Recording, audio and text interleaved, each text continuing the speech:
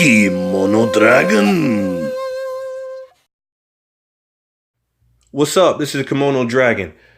I got to see Spider-Man Far From Home, and man, I'm really putting that up there with one of my top Marvel movies. And I know how everybody always says that they put Spider-Man #2, the one with Tobey Maguire, as like the best comic book movie of all times. But I didn't always agree with that, but I can see why they said that.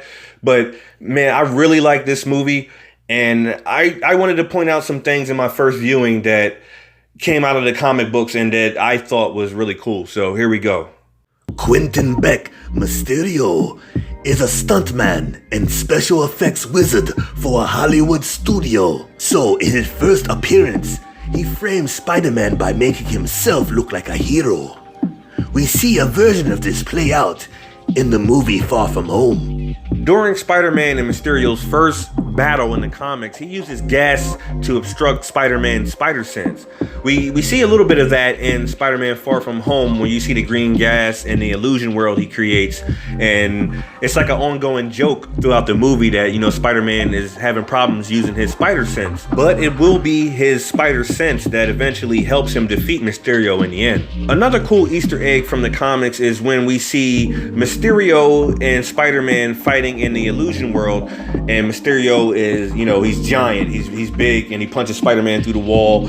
And we see just that in the old comic book panel during their first encounter, and this was just a nod to that, so I thought that was cool. In the comics, we see Mysterio try to frame Spider-Man for a robbery at Midtown Museum. Spider-Man tricked Mysterio to getting his confession and identity on tape, which would lead to his arrest. However, this is switched in the movie. We see in the mid-credit scene where Mysterio had filmed their encounter, blaming Spider-Man for all of the chaos and revealing his identity as Peter Parker. Another nod to the comics is where we see Spider-Man create his own suit, kind of like Tony Stark, because in the comics, Spider-Man is a brilliant scientist and he's a really good engineer, so he creates most of his tech. So to see that in the movie was really cool. Another wild scene in the movie that I thought was a nod to the comics is where we see there's an illusion where Tony Stark comes out of his grave in his Iron Man suit as like a Iron Man zombie. And it's really ridiculous, but there is a continuity in Marvel Comics where everybody are zombies, and it's really wild. You know, check that out in the comics. I don't know if we're going to see anything like that in the film. Another thing that I wanted to point out that may be a discrepancy is when Spider-Man and Mysterio first meet, he mentions that he is from another Earth. The Earth that we have been following in all of these movies has been Earth 616. And I think that's a bit weird because it's completely different from Earth 616, because 616 is the Marvel Comics main continuity. So the tellings of like Infinity War and the other stories they've done in the other movies are totally different. And they more mirror the Ultimate Universe, which is 1610. So I don't know what they were doing there. What do you think?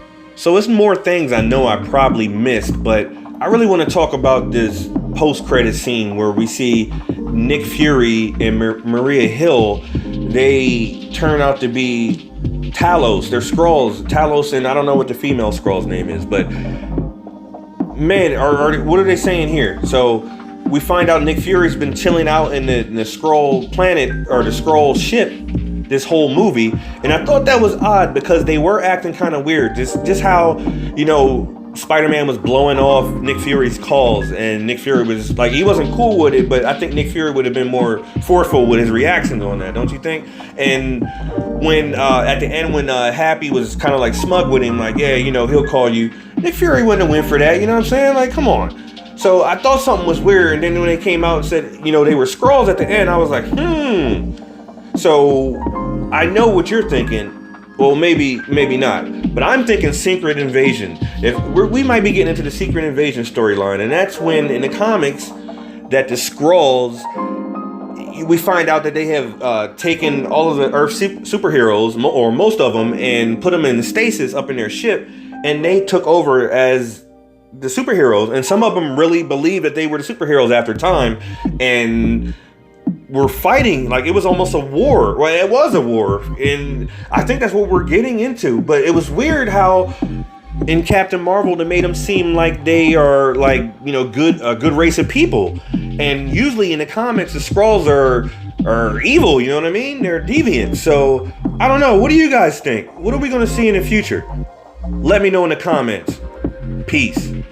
Please like and subscribe to the Kimono Dragon. If you do not, then I'm afraid you shall never drink sake with Yasuke Miyamoto.